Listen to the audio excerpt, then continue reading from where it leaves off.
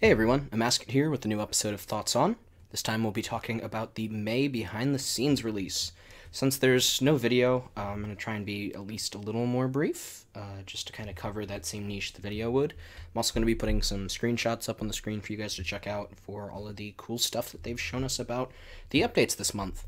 They also did a stream, I guess last night. I'm recording this fairly early on the 29th. And we got a lot of really interesting images and information about Shattered Worlds, which is the first major update. So, yeah, let's dive into it.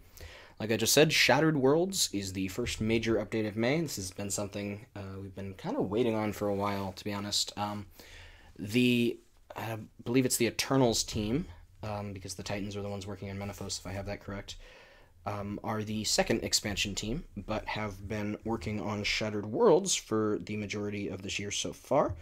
Apparently they kind of splintered into two smaller teams for a little while. A couple mods stayed behind to make sure Shattered Worlds got done, while the rest moved on to Expansion 2, which we don't know what that is yet. Moddag was one of the ones that stayed behind to work on Shattered Worlds, and it looks amazing. So, let's kind of dive into what Shattered Worlds is here. In the Lumbridge Swamp, you will find a series of large portals guarded by a group called the Abyssal Knights. They are a team-up of the Void and Temple Knights, and are dealing with these unstable portals that have begun to form from the Abyss. And the unstable anima has taken the shapes of familiar things and worlds, and has become a serious threat. They are working to kind of block that danger, but are asking you to dive into the portals and battle the various monsters and bosses within, encountering strange mutators and things along the way. Basically, this kind of works, I guess, almost like the Fractals system in Guild Wars 2, if anybody listening is familiar with that. It's a little less story-driven, I suppose, from what I can tell. It seems a little more randomly generated and such, but it scales normally up to 100 worlds, ranging in difficulty as you climb up, and then scales exponentially beyond that. It can technically go as high as 4,000, but apparently that will be disgustingly difficult. Beyond World 200 as well, there's no additional scaling rewards, it appears. Each week there's also 2 challenge worlds, as well as a bonus challenge, basically labeled as Bronze, Silver, and Gold. For completing a world, you earn Anima, which is the currency for this minigame. You can spend it in a shop for a variety of rewards, which we will discuss later. If you complete a world in under a minute, you will leap forward 3 worlds. I believe you earn the rewards of the others, but it basically just kickstarts your scaling nice and quickly. Completing a world for the first time also gives you bonus anima. At the end of each level, there will also be a reward chest, which will give you some more anima, and a bank chest to restock. As mentioned, the rewards scale higher and higher as your world number scales, and also killing mobs appears to give you the anima points as well. Your reward is not diminished at all upon your death, which is also safe, but logging out does end your run. You can surge, you can do slayer tasks, you can earn weapon and combat XP all within this minigame as well. So, essentially Shattered Worlds is going to randomly generate using 7 world presets and random mobs along with the mutators. You get a selection of 3 of them, and you get to pick one. Some are positive, some are negative, some are a little more in between. So, as I mentioned, 7 world types. There's going to be Darkmire, Lumbridge, Mazcab, a kind of bloody one that I don't really know the name of, Tardiad, the Ark, and an Icy World. As well, there are a ton of mutators, but I'm going to let the pictures on the screen. So here's Darkmire, here's Lumbridge, or I guess Nature, Mazcab, just a little clip here, here's the Blood one, here's Tardiads, here's the Ark, and there's the Ice one. Thanks for the TLDW on Reddit for these images, because I was busy and did not have the chance to sit down and watch the entire stream, unfortunately. Additionally, here's all the mutators. There's going to be a bunch of icons on your screen now. We know what some of them do. We don't know what all of them do. The positive ones that we know are Blood Money, which enemies bleed out currency, the anima. Vampiric heals you when you damage an enemy. Feeling Pumped very rarely gives you unlimited adrenaline. Charged has you collect these little electric orbs on the ground to deal AoE.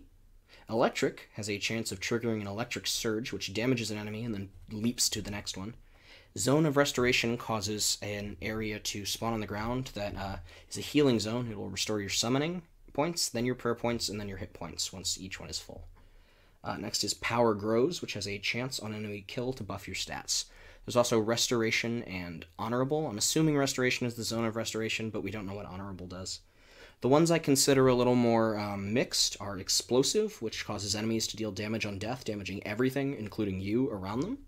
Lodestones, where you poke 2 stones and it creates a damaging wall in between them that hits enemies but also hits you.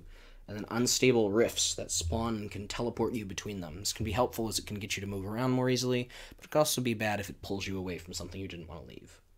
For the negatives that we know, there's Suffering, which causes zones of suffering to be summoned, which depletes your summoning, and then your prayer, and then your life points. There's also Hydra, which causes enemies to split on their death. Additionally, there's Combustion, Static, Volcanic, Freezing, Rockfall, Die Together, Protector, Hungry, Catastrophic, Zombie Apocalypse, and Enemy Vampirism as bad mutators. Now let's go ahead and dive into the rewards real quick. There is an entirely new equipment slot called Sigils. These are untradeable items with very small short buffs. You can recharge them for half their original cost. They don't last for super long. The buffs themselves are only about 30 seconds long or less. But the slot itself goes on cooldown, and then once that cooldown's up, you can activate the ability again. There are currently 3 sigils that you will be able to purchase. The Sigil of Slaying for 45 million anima, that increases your Slayer XP by 10% for 30 seconds. The Ferocious Sigil for also 45 million anima, which causes Crondis dungeon mobs to instantly respawn for 30 whole seconds. And then finally the Aggression Symbol for 45 million anima, which causes everything nearby you to immediately attack you. This one doesn't last for 30 seconds though, this one just causes everything to attack you and then goes on cooldown. There are 3 new abilities as well, 2 new abilities and a mutated one. There's Bladed Dive for 63 million anima, which requires 65 attack, is a basic ability, and is for dual wield. You target an area and leap at it, spinning your blades around and dealing 125% weapon damage in an area around you. If an enemy struck by this dies within 6 seconds, the ability instantly refreshes. This could add a lot of really cool mobility to double wield melee and really just kind of give you a cool ability to tag around with. I don't know how high the range is. I haven't seen it in action, but I'm excited to see this one. The next 2 come as a pair. The first one is Mutated Dazing Shot, which is your Dazing Shot ability in the 2H range that has been shockingly mutated. It enhances Dazing Shot by having it add puncture stacks along with its daze and damage. The puncture lasts for 9 seconds. The new ability, Salt the Wound, costs 63 million anima, as well as unlocking the mutated Dazing Shot, requires 60 ranged, and is a threshold. It deals up to 188 damage, or 188% damage, and then an additional 18% per puncture stack you have, but then also resets the timer on all puncture stacks. I think this is really cool because it allows you to kind of combo between the 2 of them. What's nice too is Salt the Wound has a 15-second cooldown, so if you use Salt the Wound right before a puncture stack falls off, it will be reset, and then you pop another puncture stack on there, and then Salt the Wound can kind of keep this up and maybe stack some additional puncture stacks on there. It's a really cool ability, and I'm excited to see how this one plays out. Additionally, there are a couple cosmetics. The Abyssal Knight's Armor Override, which costs 27 million anima, which is a cosmetic armor set, shockingly, that matches how the Abyssal Knights look. I believe I have a picture of this, so I'll pop that up on screen if I do.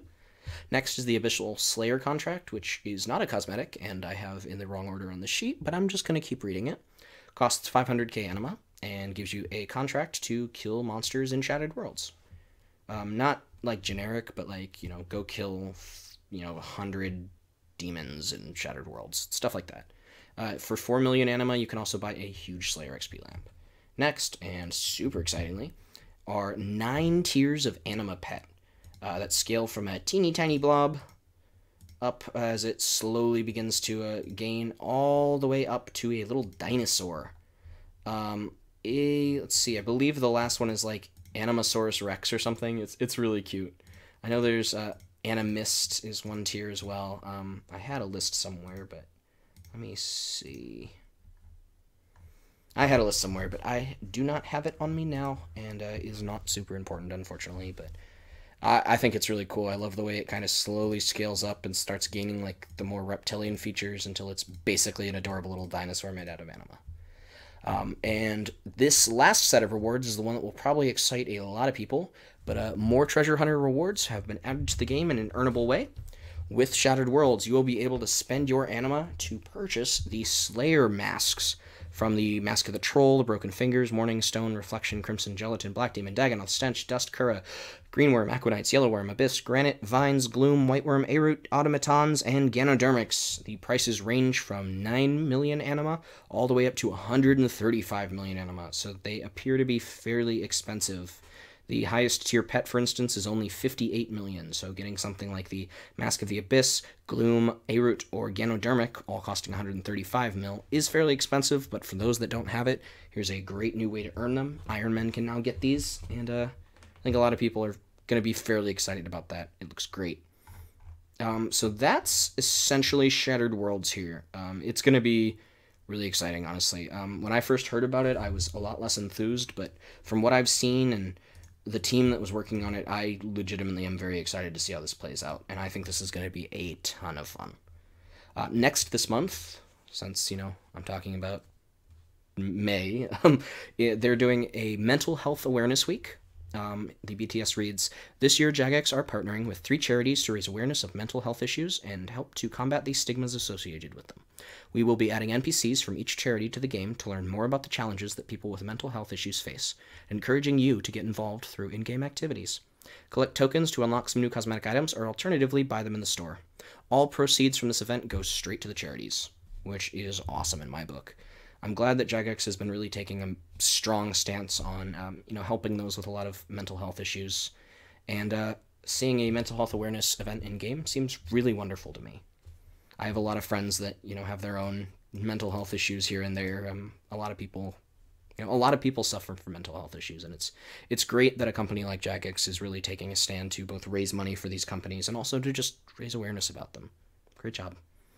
I'm a little surprised the Well of Goodwill isn't opening, but it's not, and so be it. Next coming in May is part 2 of the achievements system. I don't really know what this will entail. They were very light on the information. It just says work continues. There's a typo here. Work continues with the achievement system, with Phase 2 well on its way.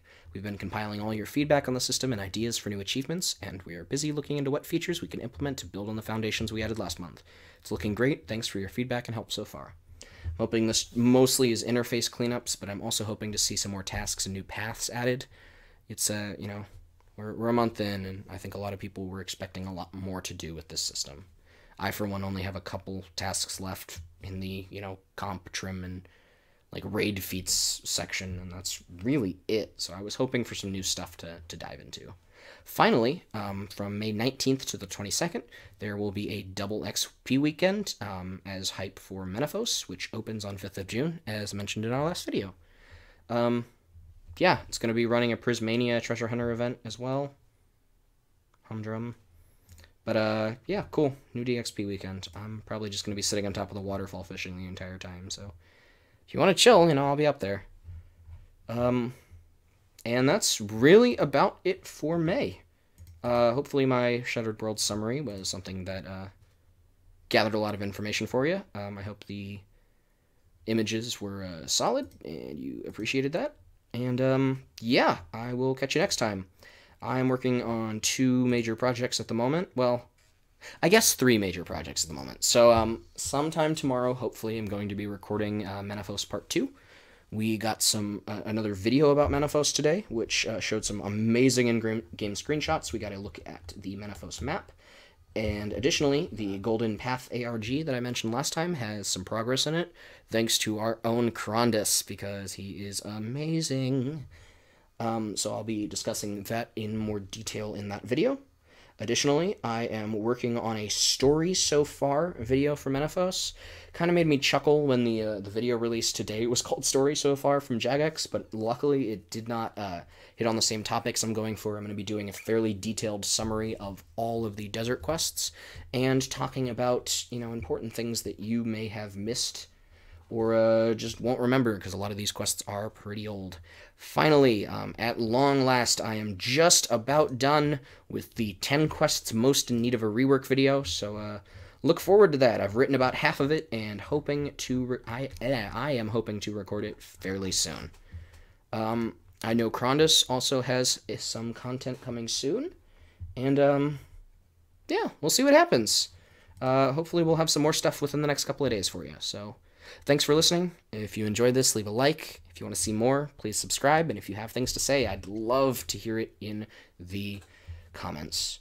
So thank you so much for listening, and I will catch you next time. Have a good one.